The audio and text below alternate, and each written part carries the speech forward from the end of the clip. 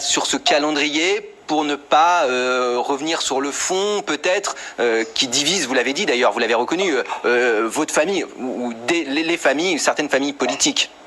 Non, je pense qu'on a parfaitement assumé nos divergences de fond, et j'en ai bien entendu avec Monsieur Guiraud, et c'est normal, et on continue de dire qu'il est inacceptable qu'un enfant puisse grandir, non pas sans père, mais sans même savoir qui est son père.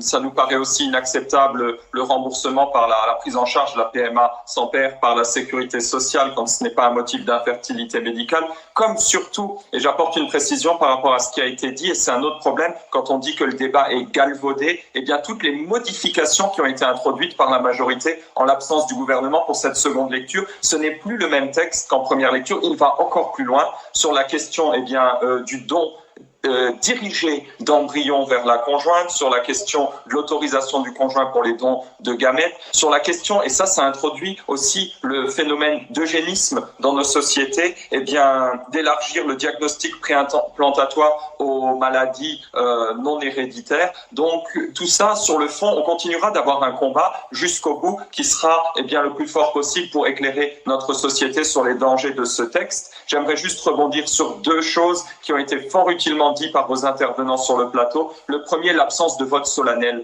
Ça signifie une chose, c'est qu'on ne saura pas au final de manière officielle quel député a pris quelle position sur ce texte. Ce sera voté à main levée au petit matin, en l'absence de beaucoup de députés, peut-être même le week-end en pleine nuit. Et nous aurions aimé que chacun affiche clairement sa position en appuyant sur le bouton de manière officielle pour assumer sa position.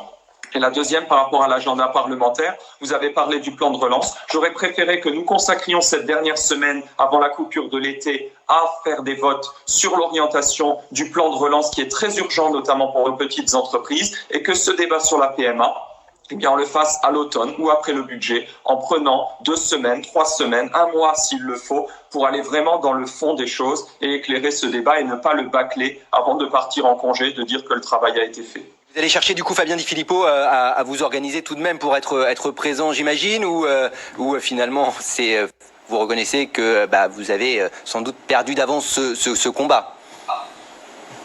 La majorité, effectivement, va être compliquée à retourner sur ce texte-là.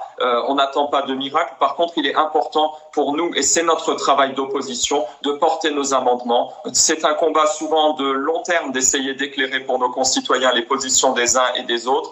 Notre rôle, et on va s'organiser à plusieurs, je pense à Xavier Breton, à Thibault Bazin, à Patrick Hetzel ou à Pascal Brindeau, beaucoup de gens seront là pour porter nos idées jusqu'au bout s'il le faut. Et après, le reste, malheureusement, ce n'est pas entre nos mains. C'est la majorité et le gouvernement qui choisissent s'il y a un vote, s'il n'y a pas de vrai vote, quand est-ce qu'il a lieu. Et ça, malheureusement, nous ne pouvons que le déplorer et le subir. Au final, grâce notamment à des émissions comme la vôtre, nos concitoyens en seront éclairés et ils se feront leur avis aussi sur ce que sont les véritables priorités de ce gouvernement qui claironnent beaucoup de choses un peu partout depuis maintenant 10 jours, mais qui dans les faits se révèlent très loin d'être à la hauteur de ses promesses.